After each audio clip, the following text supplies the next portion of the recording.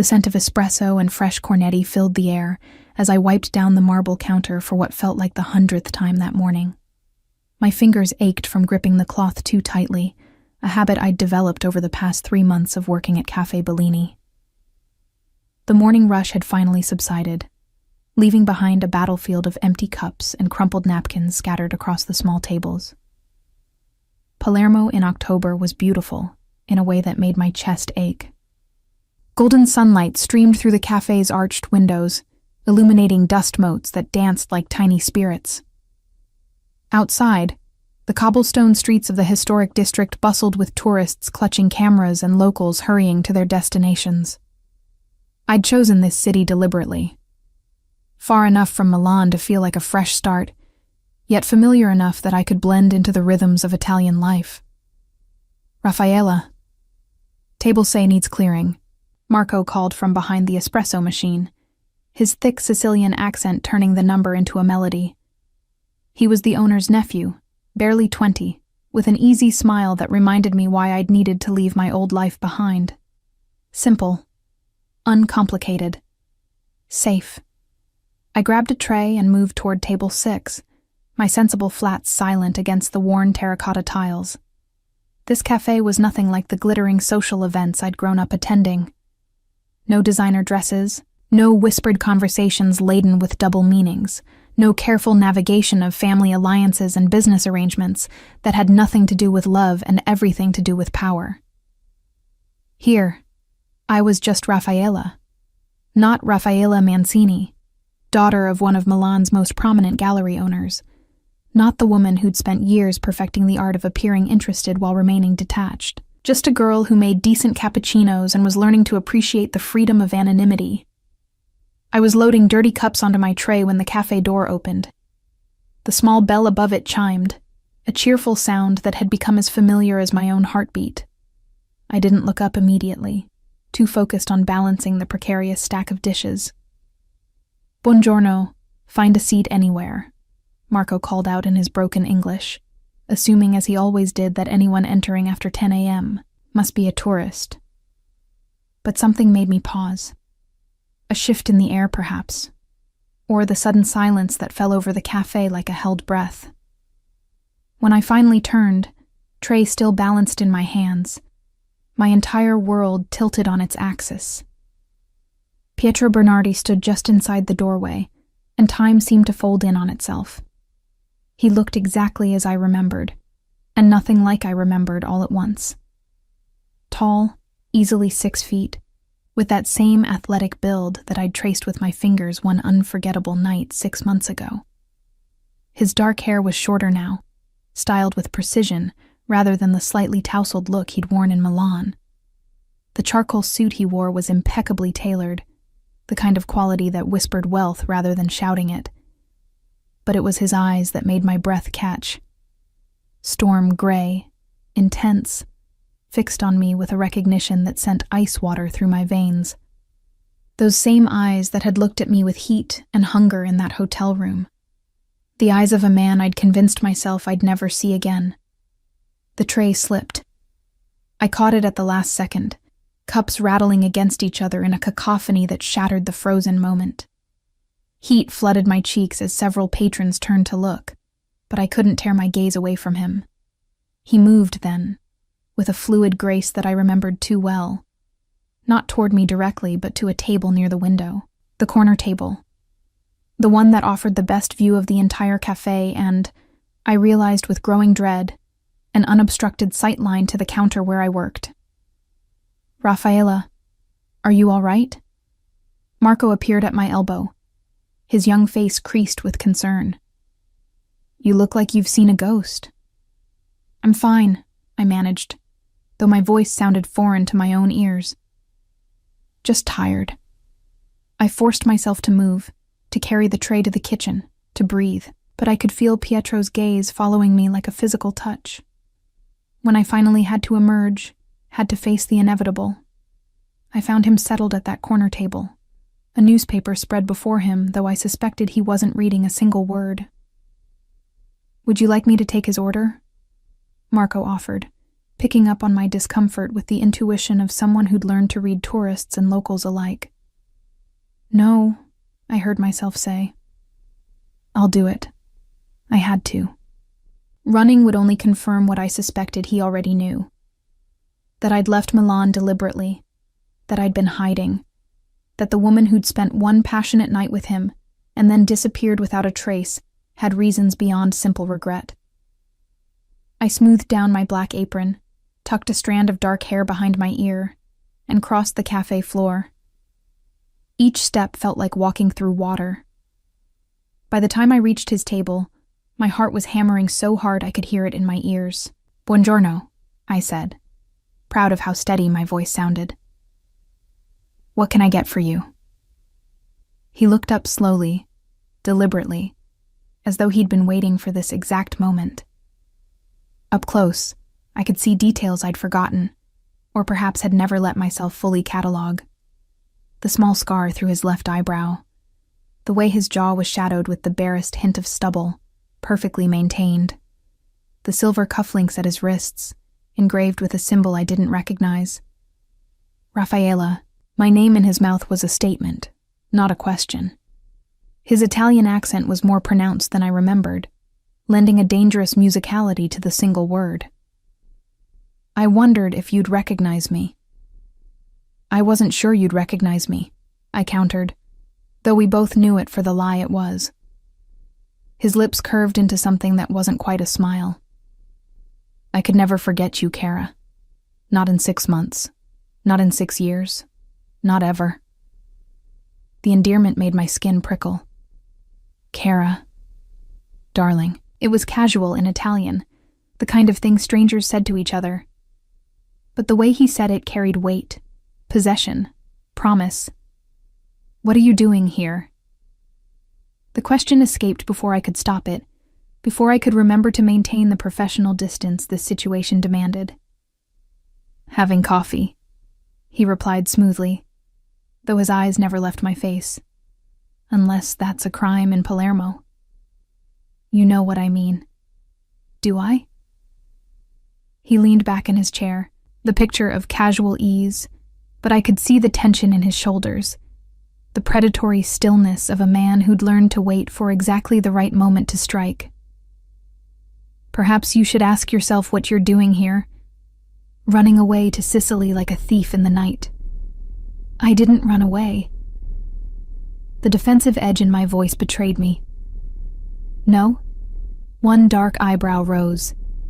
"Then what do you call disappearing from Milan without a word? Not answering your phone? Abandoning your friends? Your family?" Heat flooded my face. "That's none of your business." "Everything about you is my business, Raffaella." His voice dropped lower, intimate, despite the public setting. "It became my business the moment you let me touch you. The moment you said my name in the dark. The moment you left without giving me a chance to wake beside you." I gripped my notepad harder, using the small pain as an anchor to reality. One night doesn't give you the right to. "One night?" He interrupted softly, and there was something dangerous in his tone now. "Is that what you tell yourself?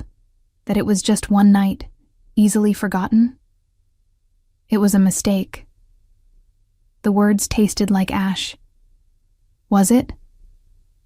He tilted his head, studying me with an intensity that made me want to step back, to run, to do anything except stand there under the weight of his scrutiny. Because I don't make mistakes, Kara. I'm very deliberate about everything I do, including this. Including what? Finding you. The simple statement sent a chill down my spine. You followed me here. I prefer to think of it as claiming what's mine. I'm not yours. But my voice wavered, betraying the lie. His smile widened fractionally, as though he'd heard the uncertainty beneath my words. We both know that's not true. You felt it that night. The connection between us. The way your body responded to mine. The way you said my name like a prayer. Stop. I glanced around, suddenly aware that we were in a public cafe, that Marco was watching from behind the counter with open curiosity, that other patrons had begun to notice the intensity of our exchange. Why? Pietro leaned forward, his voice dropping to a whisper that somehow carried more weight than a shout. Because the truth makes you uncomfortable? Because you'd rather pretend that what we shared meant nothing? It did mean nothing. The lie came easier now, practiced. You were a stranger in a hotel bar. I was having a bad night. We made poor choices. That's all. Something flickered in his gray eyes. Hurt, perhaps, quickly masked by calculation. Then you won't mind taking my order. The abrupt shift left me off balance. What? My order, Raffaella? Isn't that what you came to my table for? To serve me? The double meaning in his words was unmistakable.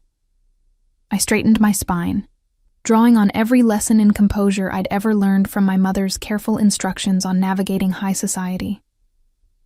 What would you like? Espresso, double shot, and whatever your recommendation is for something sweet. I find myself craving something. Decadent. The way he said decadent made heat pool low in my stomach, unwanted and unwelcome. I scribbled the order on my pad without meeting his eyes. I'll bring it right out. Raffaella. His hand shot out as I turned to leave, catching my wrist with surprising gentleness. His thumb found my pulse point, pressing lightly enough to feel my racing heartbeat without causing pain. We need to talk. Really talk. There's nothing to talk about. Then why are you trembling? I jerked my hand away, the touch burning like a brand. I have work to do. When do you finish your shift? That's none of your concern. 8 o'clock, Marco called from across the cafe, apparently having given up any pretense of not listening. She finishes at 8. I shot him a glare that promised retribution, but Pietro's satisfied smile made my stomach drop. Perfect. I'll be waiting. Don't bother. Oh, Cara, he said softly, that dangerous gentleness back in his voice. Bothering is exactly what I plan to do. Until you stop running. Until you admit the truth. Until you accept what you already know in your heart. And what's that? He stood then, rising to his full height, close enough that I had to tilt my head back to maintain eye contact. Close enough that I could smell his cologne, cedar and bergamot. The same scent that had haunted my dreams for 6 months. That you're mine, he said simply. You've been mine since that night. And I don't let go of what's mine, Raffaella. Not ever. He placed several euros on the table, far more than the cost of an espresso, and walked toward the door.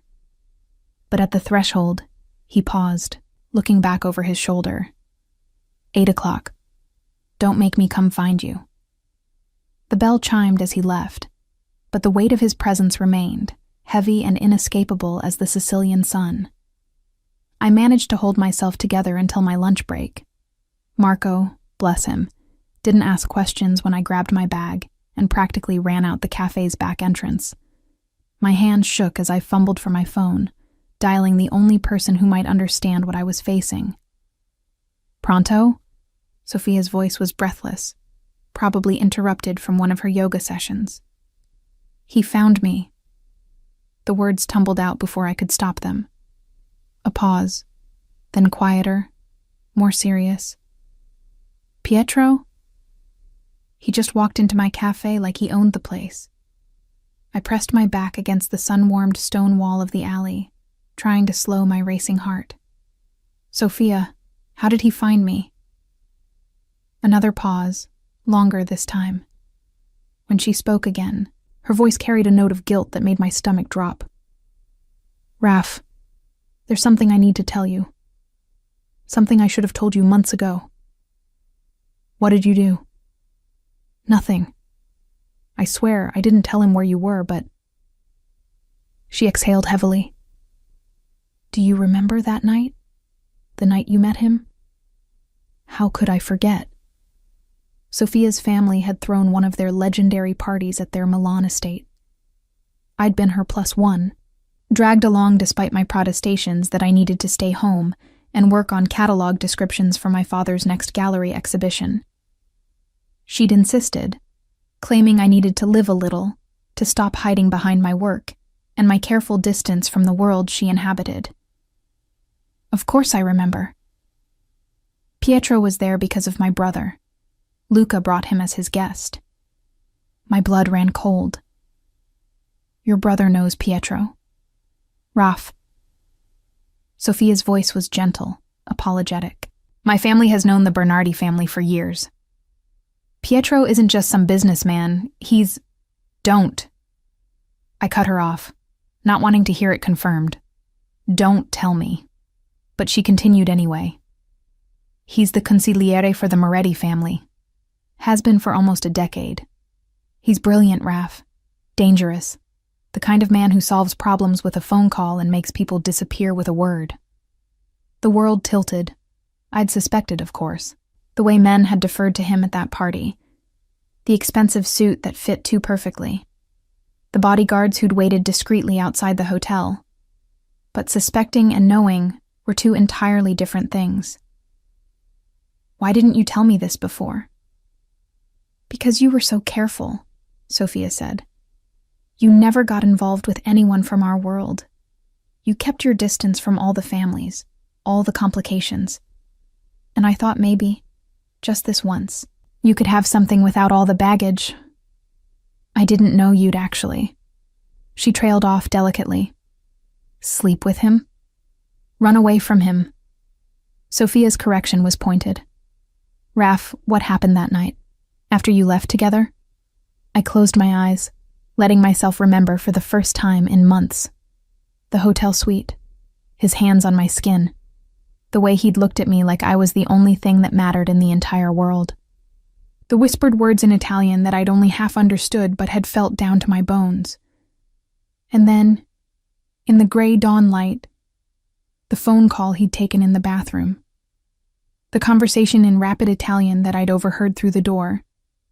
Words like familia, vendetta, sangue, family, vendetta, blood.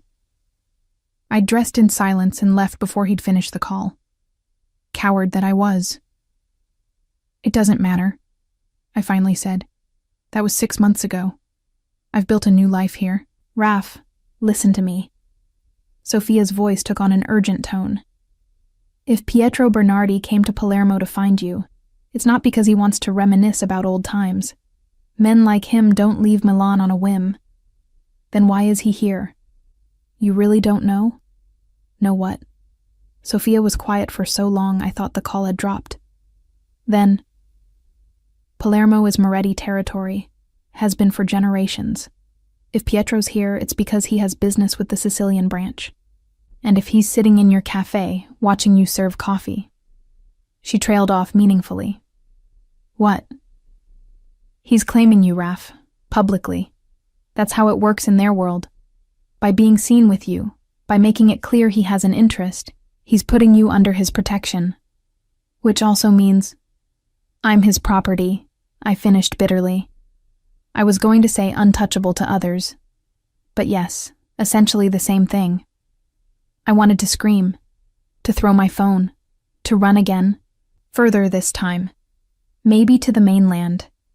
Maybe out of Italy, entirely. I can't do this, Sophia.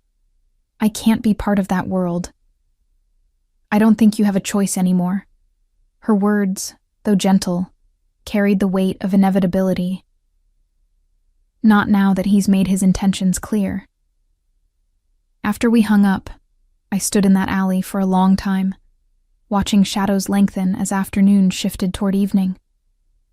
Tourists passed by the alley entrance, laughing and taking photos, blissfully unaware of the currents that ran beneath Palermo's beautiful surface, the hidden power structures, the families that controlled everything from shipping ports to city council votes, the men who smiled at charity galas while ordering executions with the same breath. I'd thought I could escape it by leaving Milan, by cutting ties with Sophia's world and building something simpler, cleaner. But I'd been naive. The Italian underworld wasn't something you could outrun. It was a web that stretched across cities, across regions, across generations. And I'd walked right into it the moment I'd said yes to Pietro's offer of a drink 6 months ago. When I returned to the cafe, Marco was serving the afternoon crowd with his usual cheerful efficiency. He shot me a concerned look as I tied my apron back on, but wisely didn't comment on my red-rimmed eyes, or the tension in my shoulders. The rest of my shift passed in a blur of espresso shots and forced smiles. I kept glancing at the door, half expecting Pietro to return, half hoping he would so I could. What? Yell at him? Demand he leave me alone? The problem was, a treacherous part of me didn't want him to leave. That night 6 months ago had been the most alive I'd felt in years.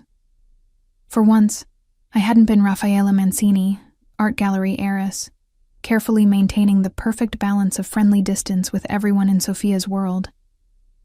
I'd been just Raffaella, a woman attracted to a man. Simple. Uncomplicated. Except nothing with Pietro Bernardi was ever simple. "You should go home," Marco said as 8 o'clock approached. "You've been distracted all afternoon. If this is about that man from this morning..." "It's not." He gave me a look that said he didn't believe me for a second. "Raffaella, I may be young, but I'm not blind. The way he looked at you. That's not a casual interest." "I know. Is he dangerous?" I almost laughed at the understatement. "Very. Then why do you look like you want to go to him?" That stopped me cold. "I don't..." "Yes, you do." Marco's usual easy smile was gone, replaced by a solemnity that made him seem older than his 20 years. My nonna used to say that some men are like the sea. Beautiful, magnetic, but capable of drowning you if you're not careful. This man, he's like that. I can see it. Your nonna was a wise woman. She was. She also said that sometimes the only way to survive the sea is to learn to swim in it, not fight against it, not try to stay on the shore, but actually swim. I considered his words as I clocked out and gathered my things. The evening air was cool when I stepped outside, carrying the scent of jasmine and sea salt. Palermo's historic district was coming alive with nighttime energy. Restaurants opening their doors, couples strolling hand in hand, street musicians setting up their instruments. And leaning against a black Mercedes parked directly across from the cafe, dressed in dark slacks and a white shirt with the sleeves rolled to his elbows, was Pietro. He straightened when he saw me, and even from across the street, I could feel the intensity of his focus. He said something to the man standing beside him, a bodyguard unmistakably, who nodded and moved to open the car's rear door. I could walk away, could head in the opposite direction, lose myself in Palermo's narrow streets. I'd done it before, after all.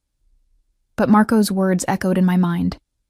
Sometimes, the only way to survive the sea was to learn to swim in it. I crossed the street.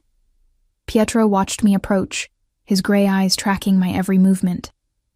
When I stopped in front of him, close enough to touch but carefully maintaining distance, his lips curved into that dangerous, almost smile. "I wasn't sure you'd come.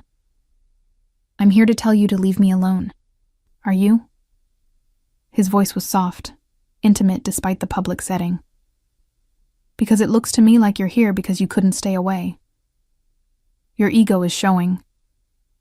"It's not ego if it's truth, Kara." He reached out slowly, giving me time to step back if I wanted.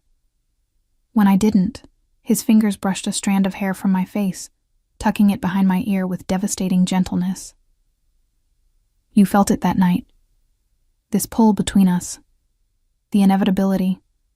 There's no such thing as inevitability." "No?" His hand moved to cup my cheek, thumb tracing my cheekbone with a touch that made me want to lean into it despite every rational thought screaming at me to maintain distance. "Then explain why you're trembling right now. Why your pulse is racing. Why you came to me instead of running. Because I want answers. I forced steel into my voice. You followed me here. You invaded my life. The least you can do is tell me why. I think you know why. Pretend I don't. He was silent for a long moment, his gray eyes searching mine as though weighing how much truth to reveal. Finally, he dropped his hand from my face, but the loss of contact felt like a physical ache. Get in the car, Rafaela. Let me buy you dinner, and I'll tell you everything you want to know. I don't think... Please. The simple word, spoken without arrogance or assumption, stopped my refusal cold. One dinner. After that, if you still want me to leave, I will. I didn't believe him. Couldn't believe him. But the exhaustion of 6 months spent running, 6 months spent looking over my shoulder, 6 months spent lying to myself about why I'd really left Milan, crashed over me like a wave. One dinner, I agreed. And then, you leave me alone. His smile was slow and absolutely devastating. As you wish, Cara. The lie was obvious to both of us, but I got in the car anyway. The restaurant Pietro chose was small, family-owned, tucked away in a narrow street that tourists never found.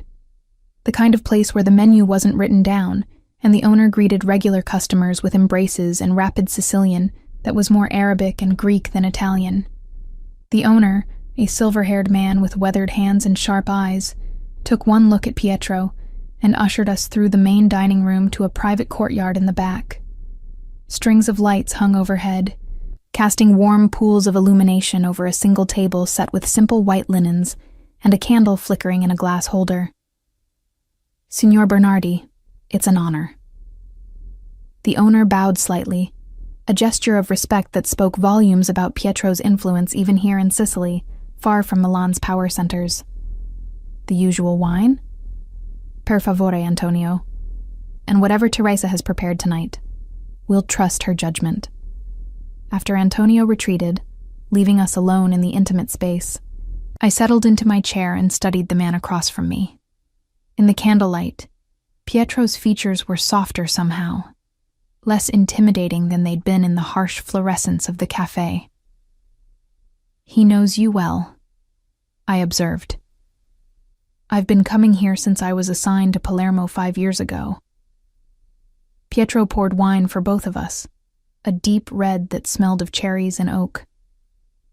Antonio's family has served the Morettis for 3 generations. His father worked at one of our shipping companies. His grandfather captained one of our vessels during the war. The war. The Second World War, Cara. Not everything in our world is about crime and violence. His tone was gentle, almost amused. Some families simply have long memories and deep loyalties. I took a sip of wine, using the moment to gather my thoughts. Sophia told me what you are, what you do. Did she? He didn't seem surprised or concerned. And what exactly did she tell you? That you're the consigliere for the Moretti family, that you've been doing it for almost a decade, that you're dangerous. All true. He swirled his wine, watching the liquid catch the candlelight. Though I prefer to think of myself as a strategic problem solver rather than dangerous. That's semantics. No, it's accuracy. I don't hurt people for pleasure, Rafaela. I'm not a soldier or an enforcer. I'm the man they call when situations require. Delicate handling. Delicate handling. I set my glass down with more force than necessary. You make it sound so civilized. It is civilized. Most of what I do happens in boardrooms and over contract negotiations. I prevent conflicts rather than starting them. I find compromises when others see only war. And when compromise isn't possible? His gray eyes met mine steadily. Then I do what's necessary to protect my family's interests. But those occasions are rarer than you might think. Antonio returned then with the first course. A simple ensalada with fresh mozzarella, tomatoes still warm from the afternoon sun, and basil that perfumed the air. We ate in silence for a few moments, and I had to admit that Pietro had chosen well. The food was exceptional, each ingredient singing with flavor. "Why didn't you tell me?" I asked finally. "That night in Milan. You let me think you were just a businessman." "I am a businessman. The Morettis have legitimate interests across Italy. Shipping, real estate, restaurants, hotels. I manage many of those operations." "That's not what I mean, and you know it." He set down his fork, giving me his full attention. "Would it have mattered? If I'd told you that night that I was consigliere to a Mafia family, would you have stayed?" "No." "Exactly. And I wasn't ready for you to run. Not then. Not after finally finding someone who looked at me and saw Pietro. Not the title. Not the power. Not the danger. Just a man." His honesty caught me off guard. "That's why you didn't tell me your full name. You introduced yourself as just Pietro." "Yes, because I wanted one night where I could be normal, where I could be with a woman who wanted me for myself, not for what I could do for her family or what advantages an alliance might bring." He reached across the table, his hand hovering near mine without quite touching. "And then you walked into that hotel bar, looking lost and lonely and absolutely beautiful, and I thought maybe the universe was finally giving me something real." I wasn't lost. No. His thumb brushed against my knuckles, the lightest of touches. "Then why were you sitting alone in a hotel bar, drinking wine and looking like you wanted to be anywhere else?" I pulled my hand back, hating how much I'd wanted to let him keep touching me. "I was hiding from Sophia's party. All those people, all that superficial conversation about nothing that matters. I needed air, space, quiet." "So you went to a hotel bar?" His lips quirked with amusement. "It was closer than going home, and I thought no one would know me there, that I could just sit and breathe without performing." "Performing," he repeated thoughtfully. "Yes, I know that feeling well. Every day is a performance for people like us, saying the right things, maintaining the right alliances, never showing weakness. We're nothing alike, aren't we?" He leaned back in his chair, studying me with that unnerving intensity. "You're Raffaella Mancini, daughter of Leonardo Mancini, one of Milan's most respected art dealers. You grew up in a world of culture and sophistication, but also of careful social navigation. Every gallery opening, every charity event, every family dinner was about maintaining your father's reputation, about being the perfect daughter who could charm collectors and spot forgeries and never ever cause scandal. I hated that he'd researched me so thoroughly, hated even more that he was right. My father's work has nothing to do with crime. No, but it has everything to do with power. Old money families, influential collectors, politicians who need to launder their reputations through culture. You think the art world is clean? Kara, it's just as dirty as mine, just better at hiding it." "That's not true?" he interrupted gently. "Then why did you leave Milan? Why did you abandon your father's gallery, your life, your friends, everything you'd built, and run to Sicily to work in a cafe?" The question hit like a physical blow. Because he was right. I had run. And not just from him. "I wanted something different," I said finally.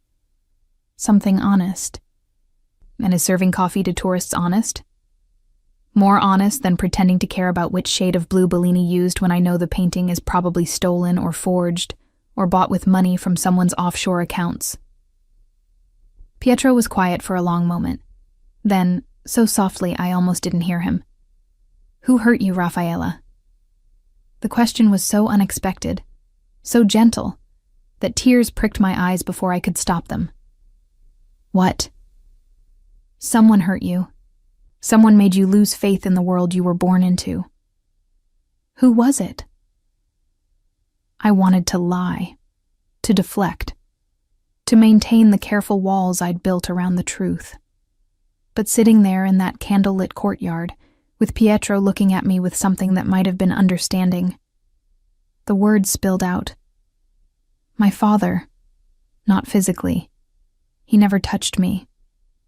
But every day, every decision was about the gallery, about the collection, about maintaining appearances. When I was 16, I fell in love with a boy from school. Normal boy, middle-class family. He wanted to be a teacher. My father forbade me from seeing him, said he wasn't suitable, that I needed to think about my future, about what kind of connections would benefit the gallery. And you listened. I was 16. I didn't know how to fight him yet. I took a long drink of wine.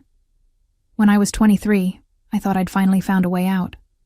Started dating a curator from Florence, someone my father approved of, someone who understood the art world. We were together for 2 years, talked about marriage. What happened? I found out he'd been approached by my father before we'd even met, paid to date me, to keep me occupied and out of trouble while my father negotiated a sale with a particularly difficult Russian oligarch who thought having a beautiful, sophisticated daughter-in-law would legitimize his collection. Pietro's expression darkened. Your father sold you. He called it strategic planning, said I was being dramatic when I confronted him, that this is how their world works.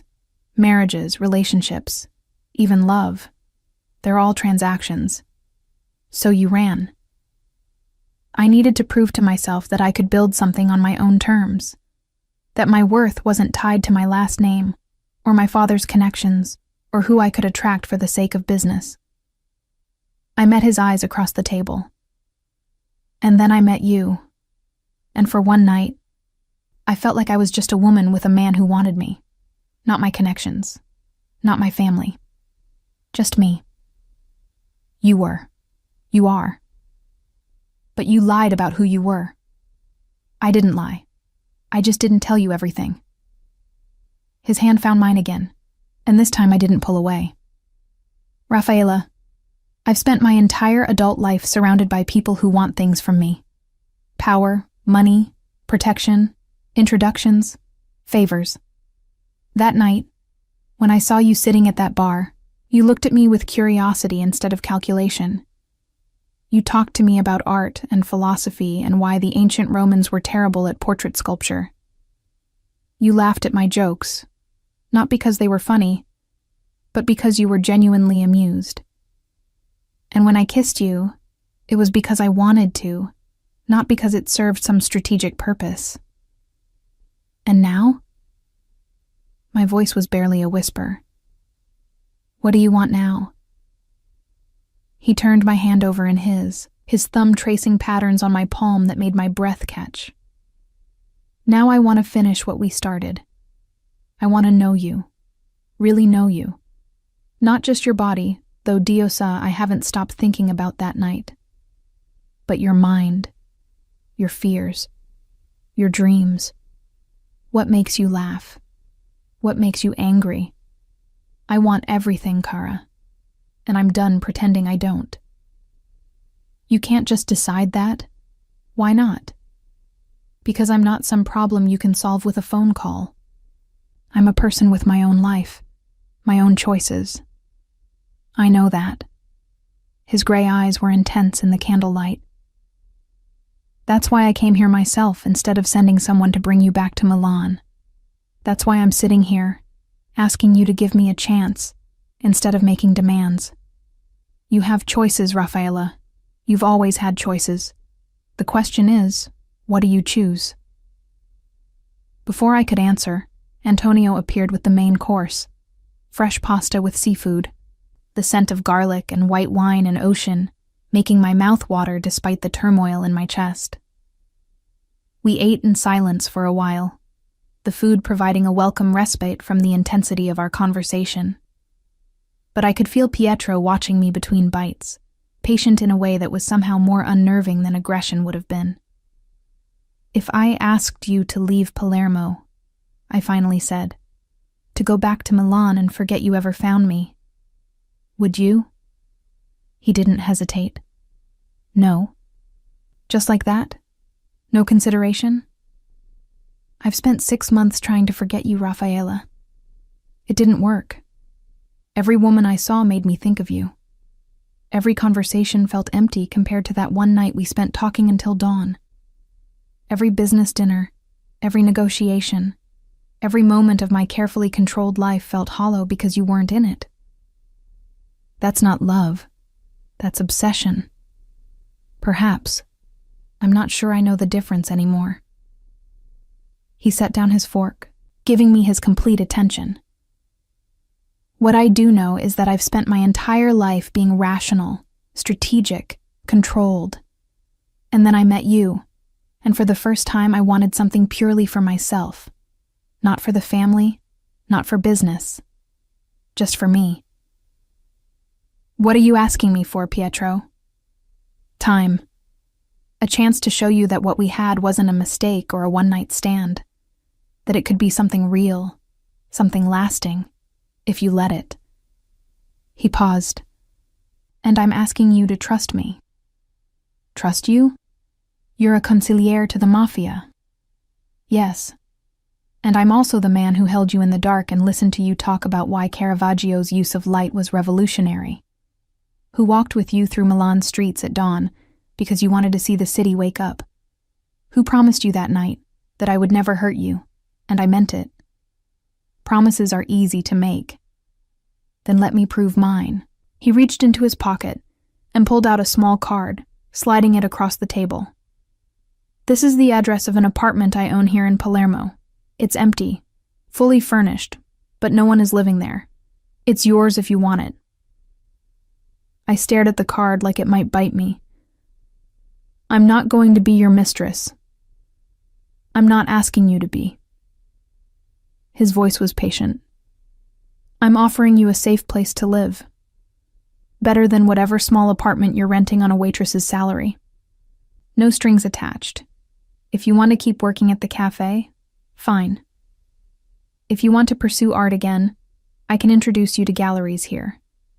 If you want to tell me to fuck off and never see me again, you can do that too. But at least you'll be safe and comfortable while you decide. Why would you do that? Because taking care of you makes me happy. He said it so simply, as though it were the most obvious thing in the world. Because I have resources that you need, and not using them to help you would be stupid. Because, Raffaella, you've been running and hiding and working yourself into exhaustion for 6 months, and it needs to stop.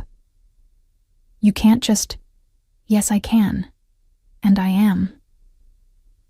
He pulled out his phone, typed something quickly, then set it aside. The keys will be delivered to your current address tomorrow morning, along with anything else you might need.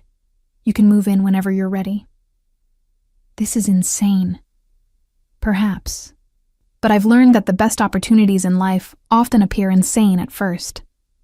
He signaled for the check, which Antonio brought immediately, waving away Pietro's money with protests about honor and respect. When we were alone again, Pietro stood and offered his hand. Let me take you home. I can take a cab. Humor me, please. Against my better judgment, I let him help me up. His hand was warm and solid in mine, and I hated how right it felt. The drive to my small apartment was quiet. Pietro's driver navigated Palermo's narrow streets with practiced ease, while I stared out the window and tried to process everything that had happened. When we pulled up outside my building, shabby and tired-looking compared to the restaurant we'd left, Pietro walked me to the door. Thank you for dinner, I said formally. Think about the apartment. No pressure. Just comfort and safety, which you deserve. He cupped my face in both hands, his thumbs brushing my cheekbones with devastating gentleness. And think about this. He kissed me then. Not the desperate, hungry kiss from 6 months ago, but something softer. A promise rather than a claim. His lips moved against mine with patience and certainty, and I found myself kissing him back despite every rational thought telling me to stop. When he finally pulled away, we were both breathing hard. Buonanotte, cara, he whispered against my lips. Dream of me. Then he was gone, striding back to the Mercedes with that confident grace, leaving me standing in my doorway with my heart racing and my resolve crumbling around me like ancient stone. The keys arrived at 7 in the morning, delivered by a serious young man in an expensive suit who introduced himself as Matteo and handed me a thick envelope along with the key ring. Inside the envelope was the apartment address, security codes, and a note in Pietro's precise handwriting. No obligations, just options. P. I spent the morning shift at the cafe convincing myself I wouldn't use them. That accepting Pietro's offer would be the first step down a path I couldn't return from. That I'd worked too hard for my independence to compromise it now. But when Marco asked me to stay late because his cousin had called in sick, and I realized I'd be pulling a double shift for the 4th time that week, exhaustion won over pride. The apartment was in Palermo's historic district, just a 10-minute walk from the cafe, but in a completely different world. The building was 19th century, beautifully restored, with a courtyard garden and a security system that required 3 different codes to access. My apartment was on the 3rd floor, with high ceilings, tall windows overlooking the street below, and furniture that managed to be both elegant and comfortable. It was easily 3 times the size of my current place. The bedroom had an actual closet instead of just hooks on the wall. The bathroom had a tub deep enough to soak in. The kitchen had appliances that looked like they'd been installed this century. And the living room had built-in bookshelves waiting to be filled. I found myself walking through the space in a daze, touching surfaces, opening cabinets, trying to find something wrong with it. Some evidence of a trap, a catch, a price I'd have to pay. But it was exactly what Pietro had promised, a beautiful, safe space with no strings attached. The note on the kitchen counter, however, made me smile despite myself. The espresso machine is top of the line. I thought you might appreciate good coffee after serving it to tourists all day. IP. I moved in the next day. It was absurdly easy. I barely owned anything after 6 months of deliberate minimalism. My few belongings looked lost in all that space, highlighting how little I'd allowed myself to keep, to own, to value. Pietro didn't contact me for 3 days after that. No calls, no texts, no appearances at the cafe. Just silence, giving me space to adjust to the new apartment, to this new reality where I'd accepted help from a man who terrified and attracted me in equal measure. On the 4th day, I found flowers waiting outside my apartment door. Not roses, too obvious. Instead, a simple arrangement of wildflowers that looked like they'd been picked from a meadow, tied together with rough twine. The card read, "Because you deserve beautiful things that aren't trying too hard. P." I brought them inside, set them on the kitchen counter, and tried not to think about how well he already knew me. How he'd somehow understood that expensive hothouse roses would have felt like a transaction, while wildflowers felt like a gift. The gifts continued. Small things, always. A book I'd mentioned loving during our night together, found in a first edition and left at the cafe's counter with my name on it. Fresh pasta from Teresa, Antonio's wife, delivered weekly with instructions for cooking, and a note saying Pietro had arranged it. A standing order at the local market, so I'd never have to worry about groceries. "He's courting you," Sophia said when I finally called her to explain what was happening. "In the old way. With patience and persistence and gifts that show he's paying attention. I don't want to be courted." "Are you sure?" Her voice was gentle. "Raf, I've known you since we were teenagers. You've never let anyone take care of you. Never accepted help. Never allowed yourself to need someone. Maybe that's what scares you most about Pietro. Not that he's dangerous, but that he makes you want to let him in." Was she right? I'd been so focused on maintaining my independence that I'd forgotten what it felt like to share my life with someone. To have someone notice when I was tired, when I needed help, when I might want something I was too proud to ask for. 2 weeks after I'd moved into the apartment, I was closing the cafe alone when Pietro appeared. Marco had left early for a family dinner, leaving me to lock up. I was counting the register when I felt that familiar prickle of awareness that announced his presence. He stood just inside the door, dressed more casually than I'd ever seen him. Dark jeans, a simple black sweater, no obvious signs of wealth or power. Just a man with gray eyes watching me with an intensity that made my breath catch. "You need better security here," he said by way of greeting. "The lock on that door is pathetic. I could pick it in under a minute. Are you planning to rob the cafe?" "I'm planning to make sure no one else does." He moved closer, and I became hyper-aware of how alone we were. How the cafe's lights were dim, the street outside quiet. "How was your day?" "Long, tiring, the usual." I finished counting the bills, my fingers fumbling under his scrutiny. "What are you doing here, Pietro?" "Taking you to dinner." "I'm exhausted, I just want to go home." "Then I'll cook for you." The offer was so unexpected that I looked up sharply, finding amusement in his expression. "What? You think just because I'm consigliere I can't handle a kitchen? Cara, I grew up with a Sicilian grandmother. If I couldn't cook, she'd rise from the grave to haunt me." Despite myself, I laughed. "Your grandmother taught you to cook?" "Everything I know about food, yes, and about loyalty and honor and how to read people." His expression softened with memory. "She was the strongest person I've ever known. Survived the war, buried 2 sons, and ran the family better than any of the men ever could. She sounds remarkable." She would have liked you." The statement caught me off guard. "Why?" "Because you don't bow, don't bend, don't break." He reached across the counter, his hand hovering near mine. That was her favorite saying. "A woman who bends is broken. A woman who stands tall is steel." "You're steel, Raffaella." I wasn't sure if it was exhaustion, or loneliness, or the unexpectedly vulnerable look in his eyes, but I found myself nodding. "Okay, you can cook for me, but at my apartment." "Your apartment," I corrected quickly. "Our apartment," he said softly. "If you want it to be." The drive was short, the silence comfortable in a way that surprised me. Pietro's driver dropped us at the building entrance, and I led him upstairs with my heart hammering against my ribs. This felt significant somehow, letting him into my space, allowing this intimacy that went beyond physical desire into something more dangerous. Actual connection.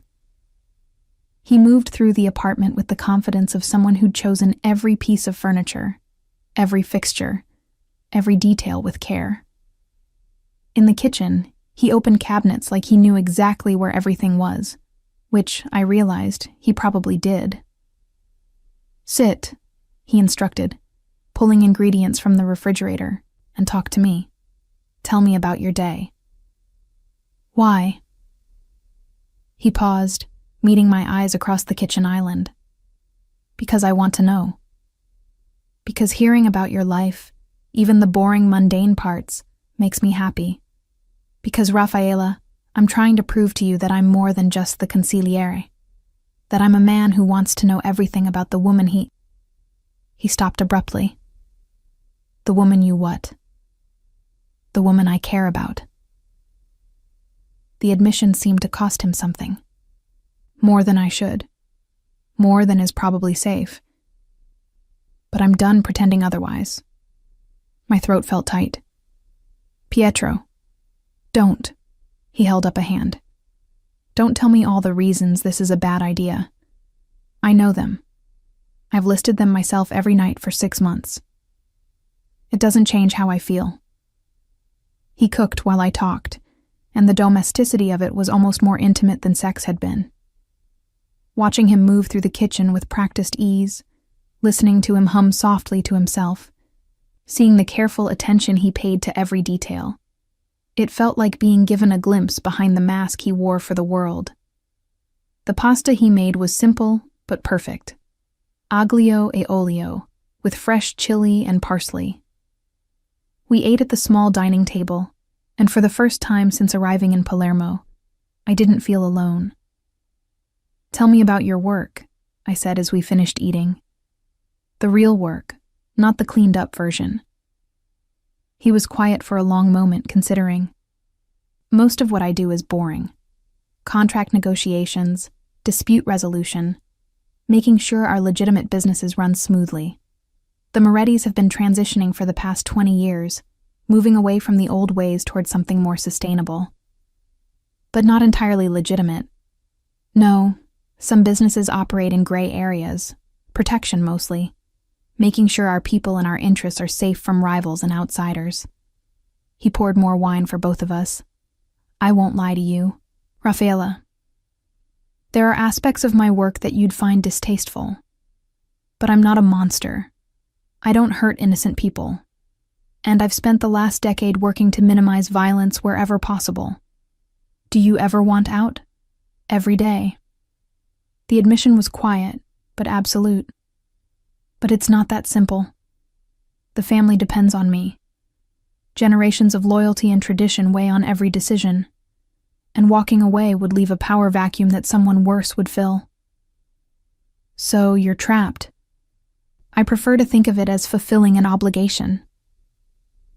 He reached across the table, taking my hand. "But with you, for the first time, I can imagine a different life. One where I'm not just the consigliere, but a man with a woman he loves, a home that's actually a home, a future that's about more than just managing the family business." There was that word again. Love. Said so casually, as though it didn't change everything. "You barely know me." "I know enough.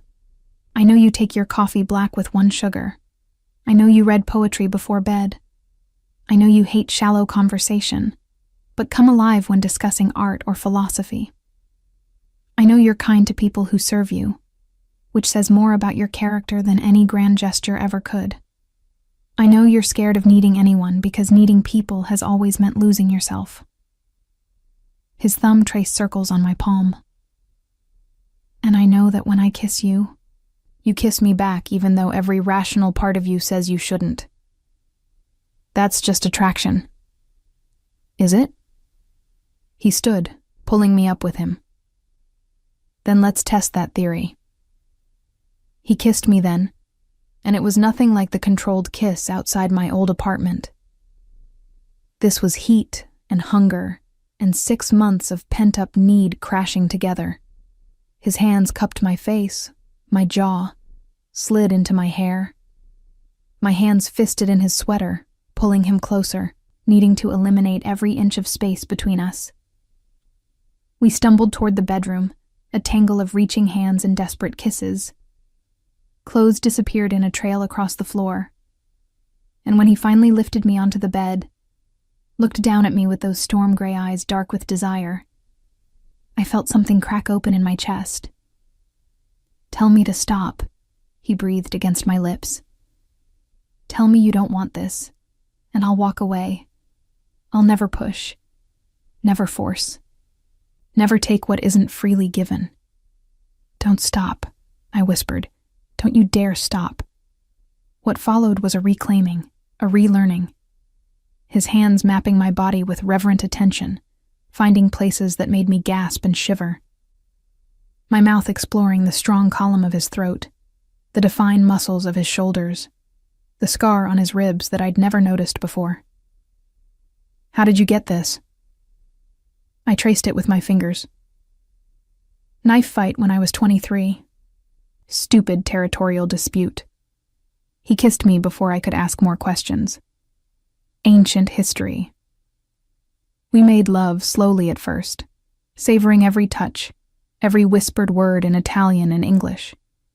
But desperation soon won out. 6 months of denial burning away patience until we were moving together with an urgency that felt like drowning and flight all at once. Afterward, we lay tangled together, my head on his chest, his fingers tracing lazy patterns on my shoulder. Outside, Palermo's night sounds filtered through the window. Distant laughter, music, the eternal rhythm of a city that never truly slept. "Stay," I heard myself say. "Tonight. Just stay." His arms tightened around me. "Always, Kara. For as long as you'll have me." I wanted to tell him it was just tonight. Just this once. That tomorrow we'd return to our separate lives, and this would be nothing more than a beautiful interlude. But as I drifted toward sleep, feeling safer than I had in months, I knew I was lying to myself. I was falling for Pietro Bernardi, and that might be the most dangerous thing I'd ever done. I woke to sunlight streaming through unfamiliar windows and the scent of coffee. For a moment I was disoriented, caught between sleep and waking. Then memory flooded back. Pietro, dinner, the way his hands had felt on my skin, the sound of my name in his mouth like a prayer. I found him in the kitchen, dressed in yesterday's clothes, his dark hair damp from a shower. He'd somehow managed to find everything he needed, making coffee and what looked like a simple breakfast of fresh bread, cheese, and fruit. "Buongiorno," he said, turning to smile at me. "I thought about cooking, but I wasn't sure when you'd wake up. This seemed safer." I wrapped the robe I'd pulled on tighter around myself. "You didn't have to stay." "I wanted to. Unless you'd prefer I leave?" His tone was casual, but I caught the tension in his shoulders, the way he'd stilled while waiting for my answer. "No, stay. I moved to the coffee pot, needing something to do with my hands. I'm not used to this. Morning afters. Neither am I."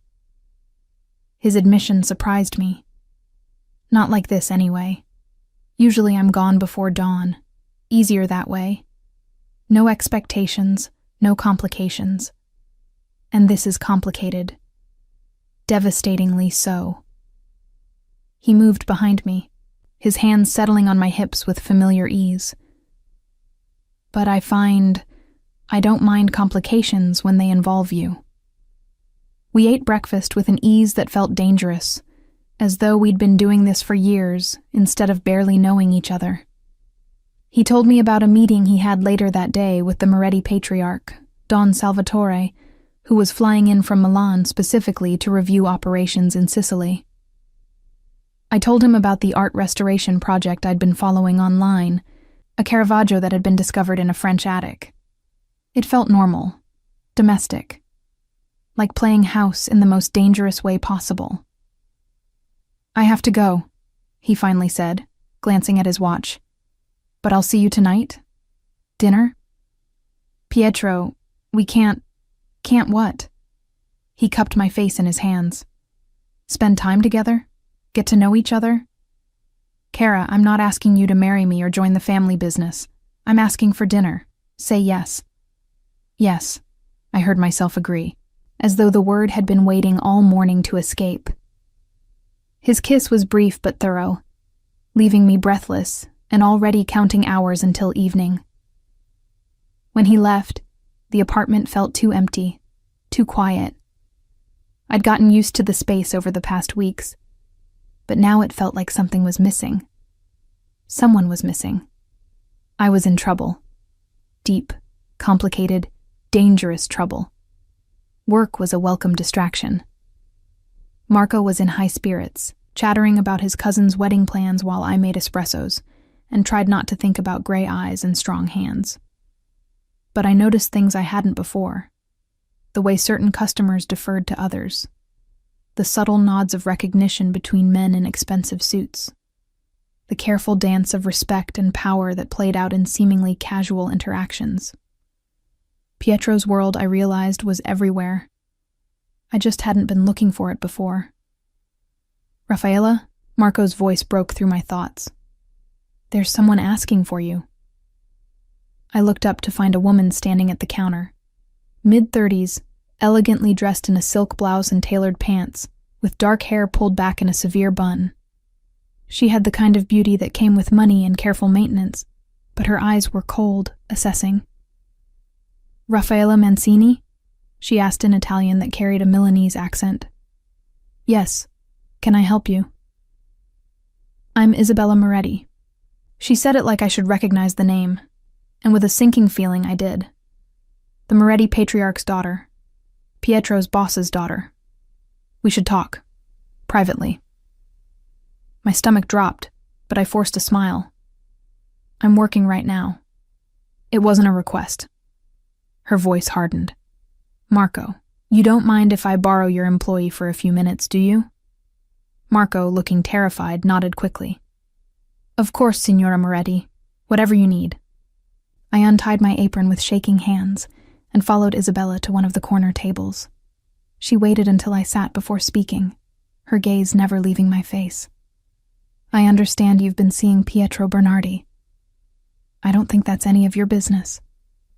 Everything that involves my family's consigliere is my business. She leaned forward slightly. Let me be clear, Miss Mancini. Pietro is not just some man you can have a casual relationship with. He belongs to the Moretti family.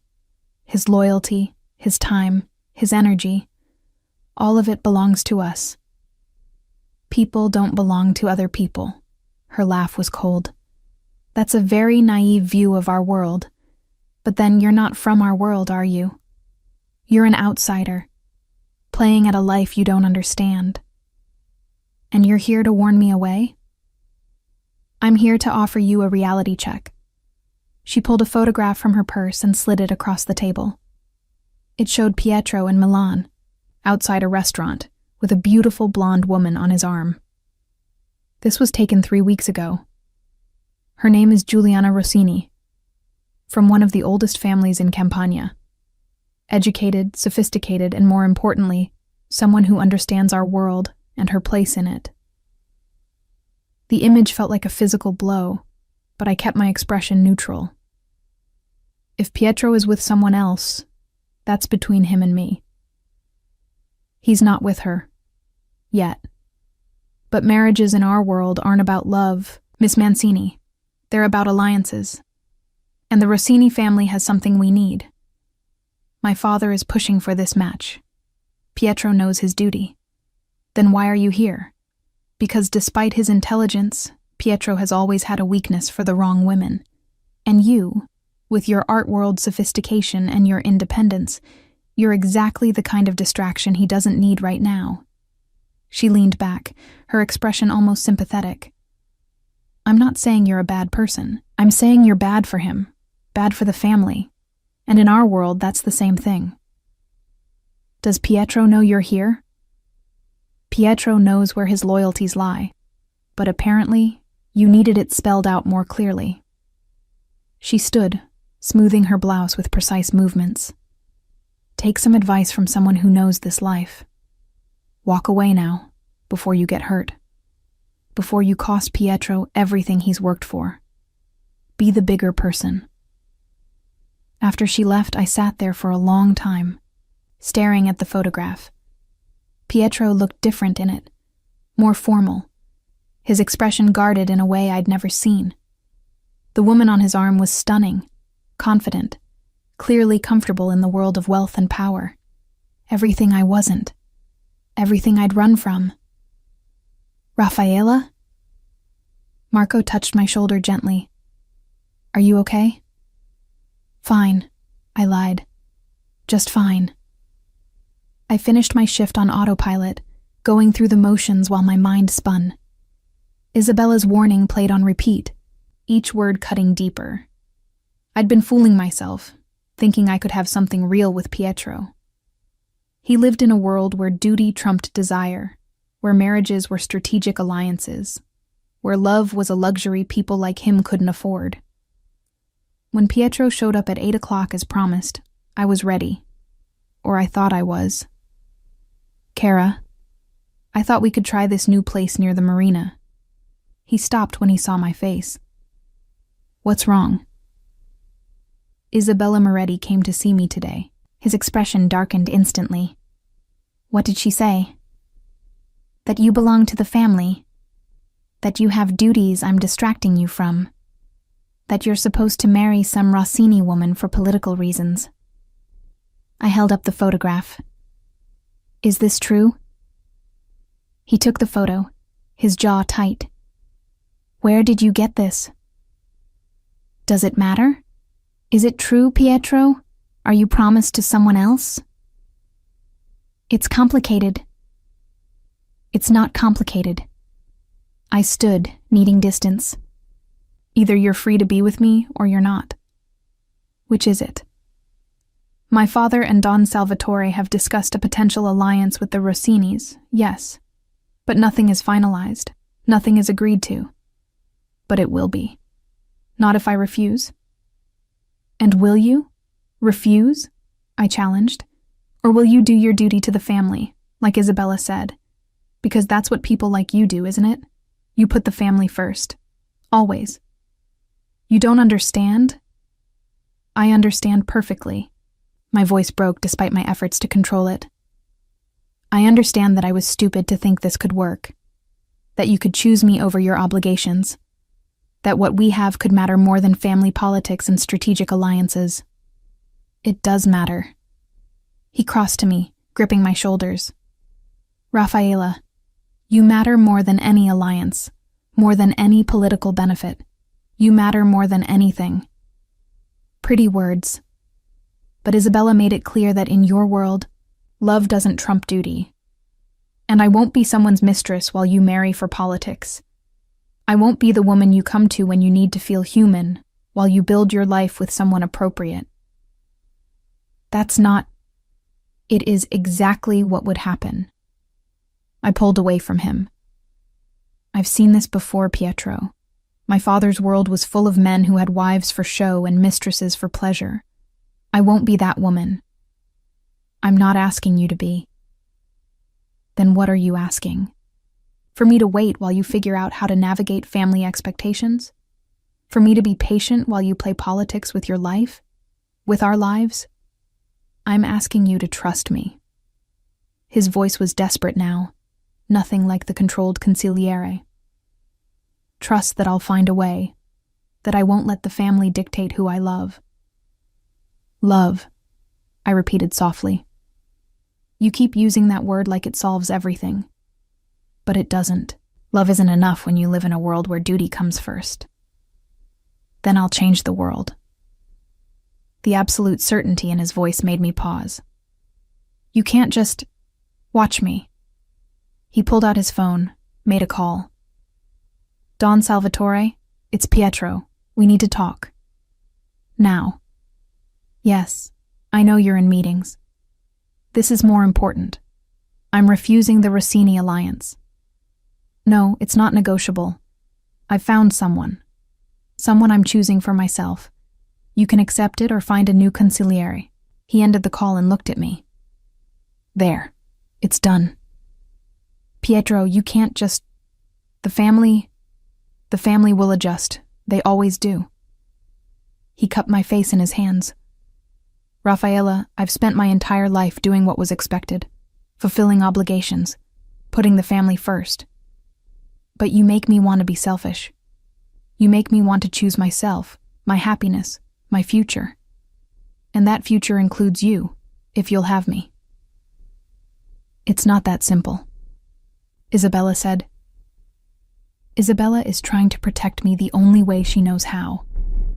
By maintaining the status quo, by ensuring nothing disrupts the family structure. But I don't need that kind of protection. His thumb brushed across my cheekbone. What I need is you. Your intelligence, your strength, your ability to call me on my bullshit, your insistence on living authentically. You make me better, Rafaela. And I'm done pretending that doesn't matter more than any political alliance. Your family will hate me.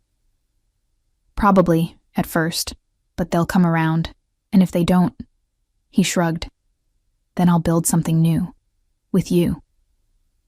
Tears spilled down my cheeks despite my efforts to hold them back. This is crazy. Yes, beautifully, perfectly crazy. He kissed me softly.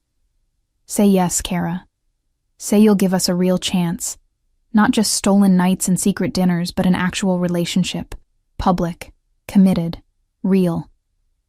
I wanted to be practical. To list all the reasons this was a terrible idea. To protect myself from inevitable heartbreak. But looking into his gray eyes, seeing the vulnerability he rarely showed anyone, I couldn't form the words. Yes, I whispered instead. Yes, you crazy, impossible man. Yes. His smile was brilliant, transforming his face. You won't regret this. I'm already regretting it, I said, but I was smiling too. But I'm saying yes anyway. He kissed me then, deep and thorough, a claiming and a promise all at once. And for the first time since Isabella's visit, I let myself hope that maybe, just maybe, we could make this work, even if the world we inhabited made it nearly impossible.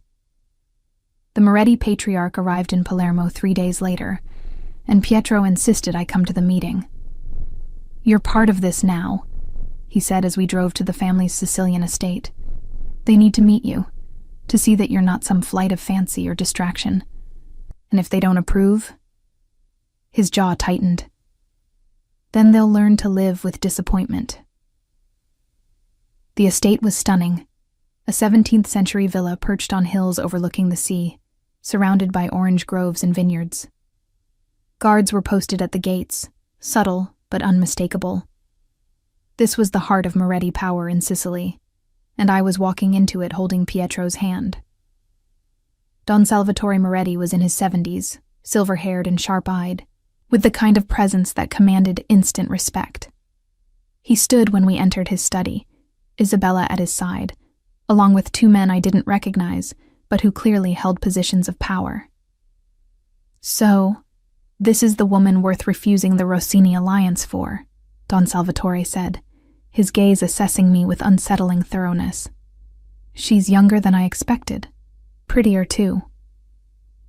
She's also in the room and can speak for herself, I replied, before Pietro could respond. Thank you for agreeing to meet with me, Don Salvatore. A smile tugged at the old man's lips. Bold. Pietro always did prefer bold women. Sit, both of you. We have much to discuss. The meeting that followed was unlike anything I'd experienced. Don Salvatore asked pointed questions about my background, my family, my intentions with Pietro. Isabella interjected with thinly veiled criticisms. The other men, Pietro's seconds I learned, observed silently, weighing every word I spoke. My daughter believes you're a liability, Don Salvatore finally said, that your lack of understanding about our world makes you dangerous to Pietro's position. Your daughter may be right, I conceded. I don't understand your world. I don't want to understand all of it, but I do understand loyalty. And I'm loyal to Pietro. To the man, not the title. If that makes me a liability, then so be it. The man and the title are inseparable. Are they? I leaned forward. Because the Pietro I know, the one who cooks pasta at midnight and talks about his grandmother's wisdom and reads poetry when he thinks no one's watching, that man is separate from the consigliere. And I'm choosing him. Not his position. Him. Don Salvatore was quiet for a long moment. Then, surprisingly, he laughed. She's got fire, Pietro.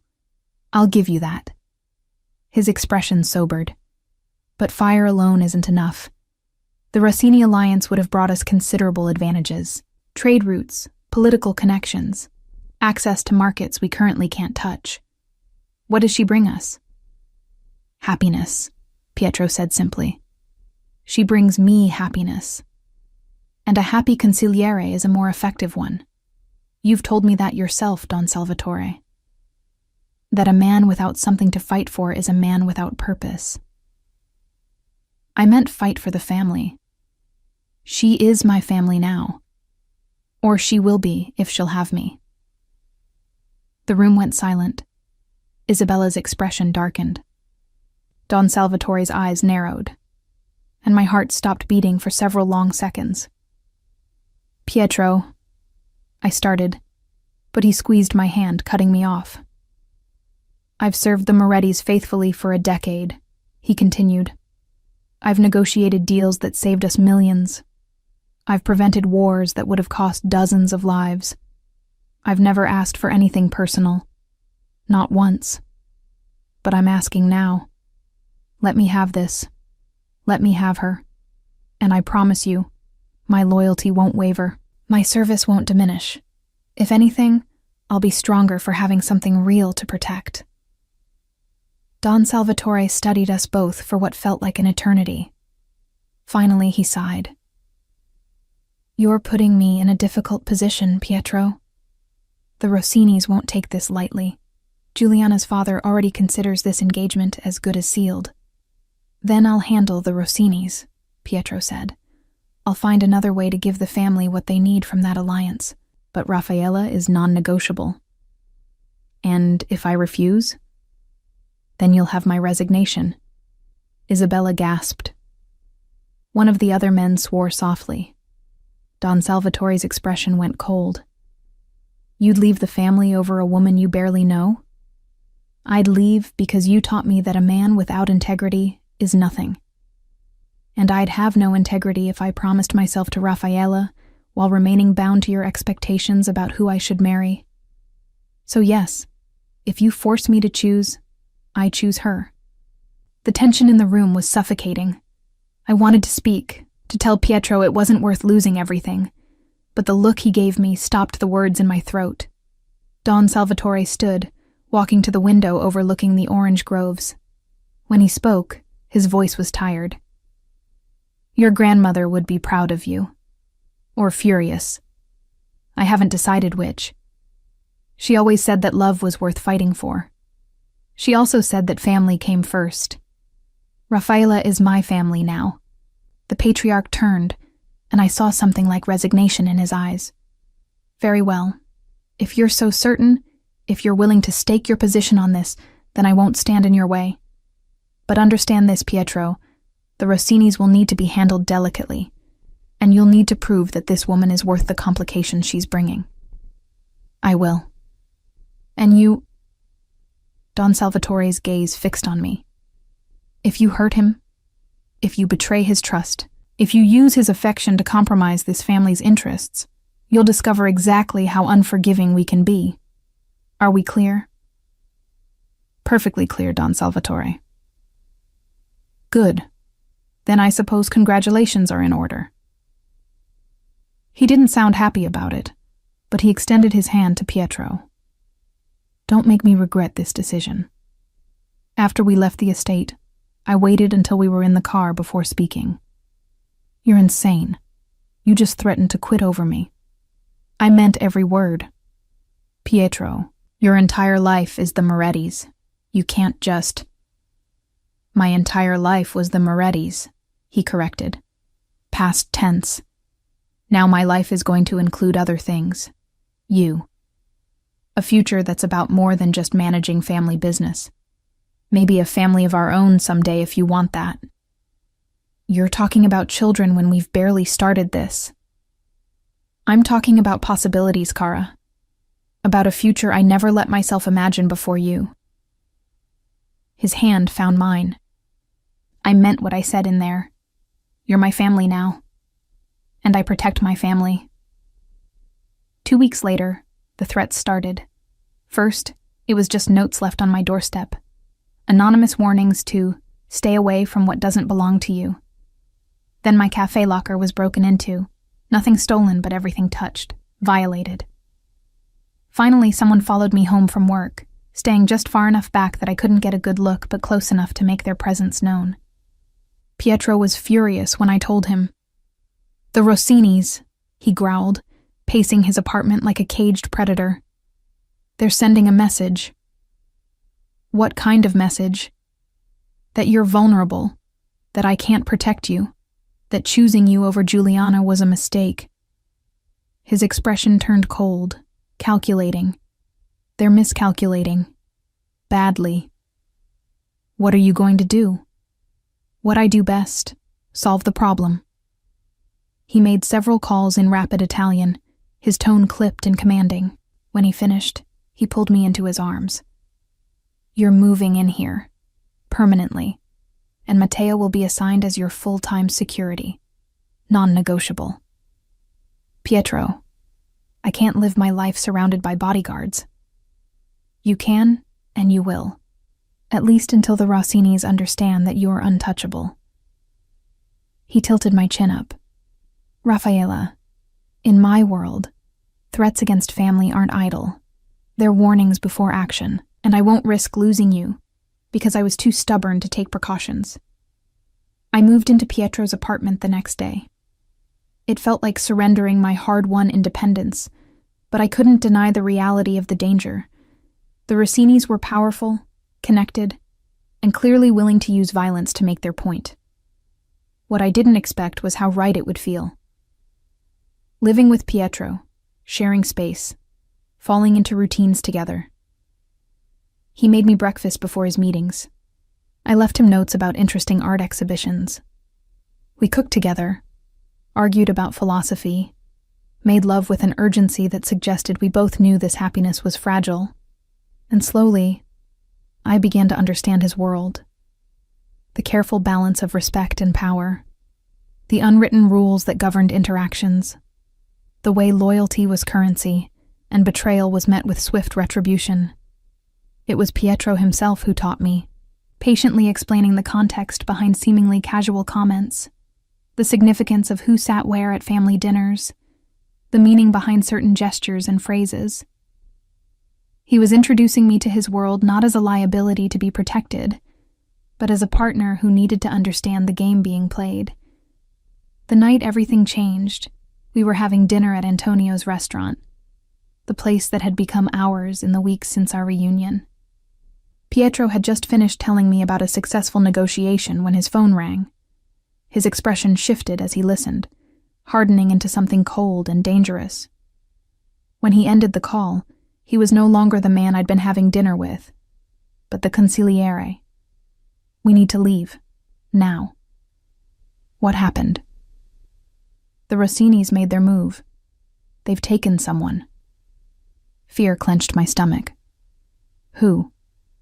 Marco, from the cafe. His gray eyes met mine, and I saw fury there. They took him because he's connected to you, because he was your friend before he was under my protection. They're sending a message. Oh God, is he? He's alive, for now. But they want to trade. Trade for what? You. The word hung between us like a death sentence.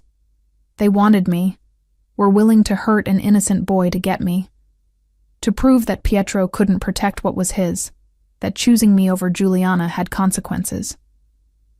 Then I'll go, I said, my voice steadier than I felt. I'll trade myself for Marco. He doesn't deserve to be caught up in this. Absolutely not. Pietro's voice was ice. You're not going anywhere near the Rossinis. But Marco will be fine, because I'm going to end this tonight. He stood, pulling me up with him. Matteo will take you to Don Salvatore's estate. You'll be safe there while I handle this. Handle how? The only way the Rossinis will understand. His jaw was set, his expression harder than I'd ever seen it. By showing them exactly what happens when they threaten mine. Pietro, please, don't do anything. Anything what? Violent, dangerous. Cara, I've been playing nice, trying to navigate this diplomatically because you make me want to be a better man. But there comes a point where diplomacy fails, where the only language understood is power. He cupped my face in his hands. Trust me, I'll get Marco back safely. And I'll make sure the Rossinis never threaten you again. Promise me you'll be careful. Always. He kissed me, fierce and desperate. I love you, Raffaella Mancini, and I'm done letting anyone stand between us and our future. Then he was gone, leaving me with Matteo, and a fear so profound it made breathing difficult. The hours that followed were the longest of my life. Don Salvatore kept me in his study, offering expensive brandy I couldn't drink, and making conversation I couldn't follow. Isabella watched me with something that might have been sympathy, though it was hard to tell. Finally, near midnight, Pietro called. It's done. Marco is safe. The Rossinis won't be bothering us again. What did you do? What needed to be done? His voice was tired, flat. I'll explain when I see you, but Raffaella, Things are going to change now. I've made decisions that will have consequences. For the family. For us. What kind of decisions? The kind that mean I'm choosing you over everything else. Over my position, over family politics, over my own safety. I'm all in, Kara. Completely, irrevocably yours. When he finally arrived at the estate hours later, I barely recognized him. His clothes were rumpled, his expression haunted. But when he saw me, when I ran to him and wrapped my arms around him, some of the tension left his body. I broke ranks, he said quietly as I held him. Went directly to the Rossini patriarch. Made it clear that another move against you would be considered an act of war. Not just against me, but against the entire Moretti family. Don Salvatore backed me, publicly, in front of all the families. That's good, isn't it? It means you're officially under Moretti protection, that anyone who touches you answers to Don Salvatore himself. But it also means... He pulled back to look at me. It means I've announced my intentions, that you're not just some woman I'm seeing. You're mine, in every way that matters in our world. Pietro, I'm not apologizing. I won't pretend I didn't just stake my entire reputation on us. But I need to know. After everything you've seen, everything you know now about my world and what I'm capable of, do you still want this? Want me? I looked at this man who'd upended my careful life, who'd pursued me across Italy, who'd just gone to war with powerful families for the crime of threatening me. He was dangerous, yes, part of a world I'd tried to escape, but he was also the man who cooked me breakfast and read poetry and looked at me like I was his entire world. Yes, I said firmly. I want this. I want you. All of you, including the complicated, dangerous parts. His relief was palpable. You're sure? I'm terrified, but I'm sure. I took his hand. We'll figure this out together. The family politics, the power games, all of it. But Pietro, you have to promise me something. Anything. No more secrets. No more protecting me from the truth. If I'm going to be part of your world, I need to understand all of it, the good and the bad. Deal. No more secrets. He kissed me softly. Starting now. I love you, Raffaella. And I'm going to spend the rest of my life proving that choosing you was the best decision I ever made. The rest of your life is a long time. Not long enough, he replied. Not nearly long enough for everything I want to do with you. 6 months later, we stood in that same courtyard at Antonio's restaurant, surrounded by friends and family. Pietro's grandmother's ring on my finger, his hand holding mine as we exchanged vows that had nothing to do with family politics or strategic alliances, and everything to do with choosing each other every single day. Don Salvatore attended, his presence a clear signal of approval that silenced any remaining critics. Isabella came too, and while we'd never be best friends, we'd reached an understanding. Even Sophia made the trip from Milan, crying through the entire ceremony. I can't believe you're actually doing this, she whispered afterward, hugging me tightly. Marrying a consigliere, living in Palermo, becoming part of that world. Believe it, I replied, watching Pietro laugh with Antonio across the courtyard. Because I'm exactly where I'm supposed to be. And I was. It wasn't the life I'd planned or even imagined 6 months ago when I'd fled Milan. It was complicated and sometimes dangerous, and required navigation of power structures I was still learning. But it was real, honest, built on a foundation of choice rather than obligation. Pietro caught my gaze from across the courtyard, and his smile was purely for me. My husband, my partner, the man who'd refused to let me run, who'd fought for us when it would have been easier to let me go, who'd chosen love over duty and happiness over obligation. I smiled back, and in that moment, I understood. Sometimes the most dangerous choice was also the right one. And sometimes, surrendering to the pull of an impossible love was the bravest thing you could do. We'd figure out the rest as we went. Together. Always together.